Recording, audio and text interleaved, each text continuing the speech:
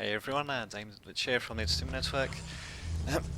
Bring you a one versus one game, and actually, you know what? Screw it. I think I'll try saying the introduction a bit of a slower way. Hey everyone, Damien Dudovic here from the Steam Network. There we go. Hopefully that's a bit more understandable. Although I think I actually said it a bit quickly as well. Well, whatever. In either case, this is going to be a Dawn of a Soulstorm replay on the Battle Marshes map. It's going to be myself, Lightman 2009, but playing as the Elder versus Castiel 13 as the Sisters of Battle. So as you can see, I'll be going with a Hall of Blood build this time around, as opposed to the Dark Foundry build that I did in a previous game. And yeah, we'll just have to see how that works out for me. As for Castiel, looks like he's going to be going for a quick armory along with the barracks buildings. Yeah, of course he's going to get the Seraphim squad out, and unlike other jump troops, they actually do better in ranged stance than they do in melee, and they actually have pretty good fire on the move ability as well. Looks like my opponent's also getting an early Inferno pistol, very early Inferno pistol upgrade. I mean, unless we go straight for the Canoness, which I'm assuming he's going to do, not entirely sure, then yeah, it's probably going to be put to good use, to say the least. But in any case, I think he he either cancelled the research at the last minute, or I think it actually did complete. I'm not entirely sure. In any case, his Cannon squad is coming in. I just change the perspective, the production perspective, to be from his view. And yeah, as you can see now, they're going to start tearing up my mandrakes, while my warriors are completely out of position to deal with it. But at the same time, yeah, I'm just going to go after the servitors instead. And yeah, as you can see, these guys are doing a good job at tearing them up. Also getting an Archon squad out. I probably should have just gone with a second warrior squad straight off the bat when I saw those Seraphim, but well, I guess I won't be doing that. In any case, yeah, Seraphim will be trying to do capture this point, and yeah, actually doing a good job at it. My Mandrake's not being able to do too much at all, apparently. Not bad. And even reinforcing the Seraphim squad. Finally manages to decap it, getting him out of the fray, and yeah, my warrior squads are basically running around my opponent's base. Did manage to use the Animus Vitae ability, or whatever the hell it's meant to be called. Managed to use it on the Seraphim squad, but yeah, the problem is that only lasts like 3 seconds, and of course now they can just keep on running around. Archon having a hell of a time chasing him. Hopefully I'll be getting a warrior squad at some point, or maybe not. Maybe I'll just be sending this squad back to try to help out instead. So just after doing a bit of harassments there, yeah, it looks like I'll just be trying to send these warriors back. Oh, okay, looks like I'll be going for the first this relic, then hopefully be going up against these Seraphim. I think I actually took out one of my builder units, the only builder unit that I had actually, very unfortunate. But yeah, thankfully they are relatively cheap. Oh, speaking of which, we even got a captured relic here, being decaptured here, and well, that missionary can do a bit of damage actually. Thought he had pretty crappy melee damage, but there you go. I suppose given enough time he can smite his enemies with his mighty staff there. Also got the Seraphim squad coming in. My Mandrakes pretty much don't stand a chance, but they did manage to decapture that relic though. They probably should be trying to capture my own relic at this point. Also the Archon squad's been completely upgraded. Or should I say it's been, well, fully upgraded with Incubi for the time being. Whereas squad is doing alright, and finally getting a second squad out. So yeah, so it really took my time getting that second squad out, to say the least. I decided to try to harass my opponent's base here, it seems, and at the same time, yeah, as you can see, my Mandrake squad, I just set him to auto-reinforce there, just to try to, I think what my thoughts here was just trying to distract these Seraphim from doing anything. In Castiel, he doesn't even have a Canoness up, so that Inferno pistol upgrade not really be able to do too much there. So I don't know if he assumed that he could get a Seraphim Sergeant, or Superior, whatever they call them, Seraphim Veteran Superior. But as you can see, yeah, he needs to be at tier 2 to get that.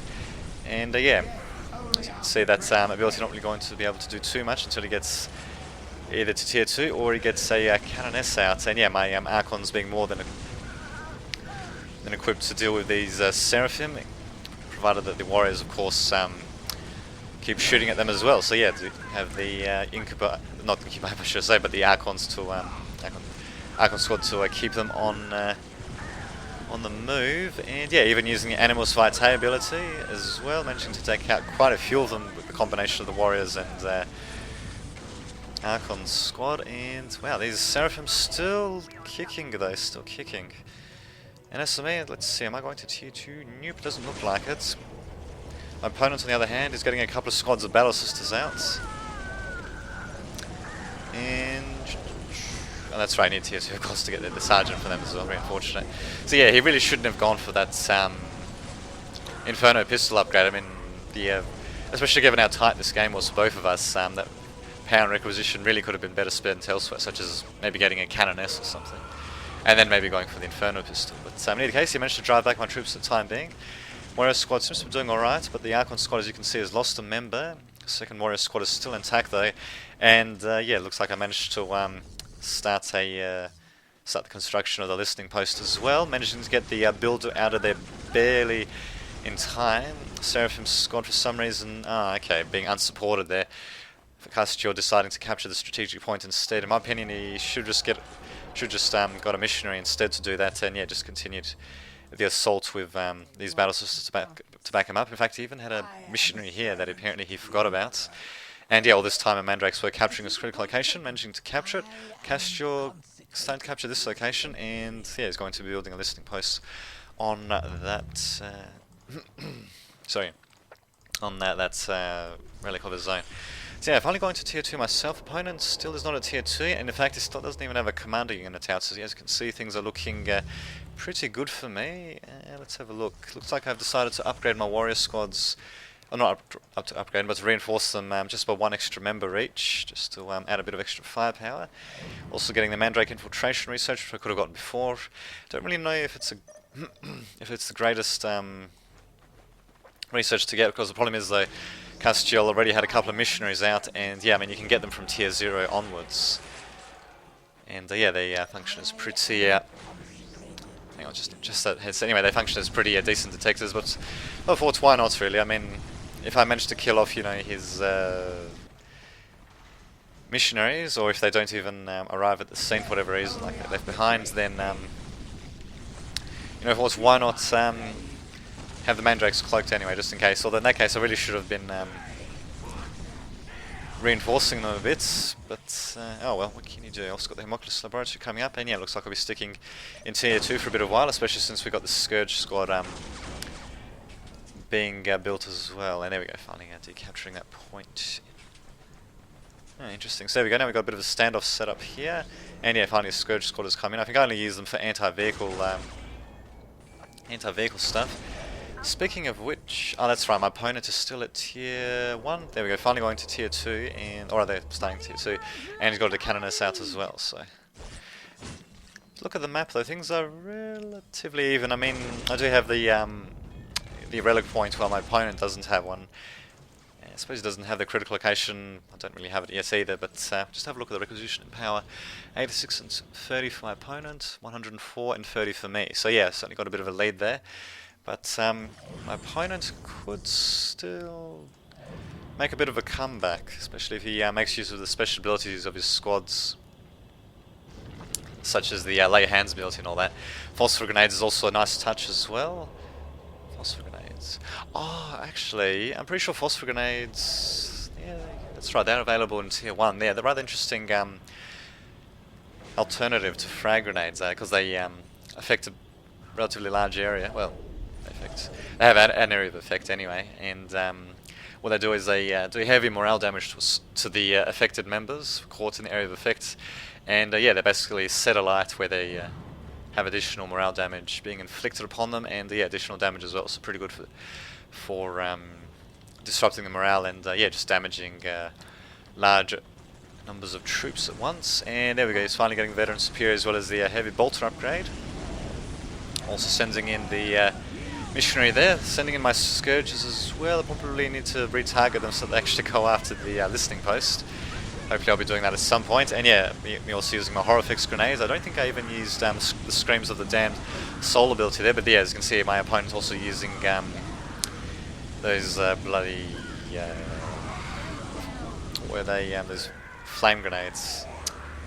Damn, I can't believe I forgot what they were already. But in any case, yeah, using the flame grenades, finally getting a Celestian squad out, and he's also using the Seraphim. So for some reason though, he decided to use the Angelic Visage ability before he was actually close enough to his own to his own troops there. So yeah, basically what that ability does is raises the damage a bit and restores the morale completely. It leaves the squad, well, nearby squad's morale immune. So yeah, pretty good ability to use around your own squads. The problem is though he didn't actually use them around this Battle Sister squad, given that they were almost completely kitted out with Veteran Superior and a Heavy Bolter as well. He really should have made sure to use his guys around there. But anyway, what can you do? For some reason these guys also losing all of them around. Not really sure what the hell happened there. Didn't really see any obvious effects.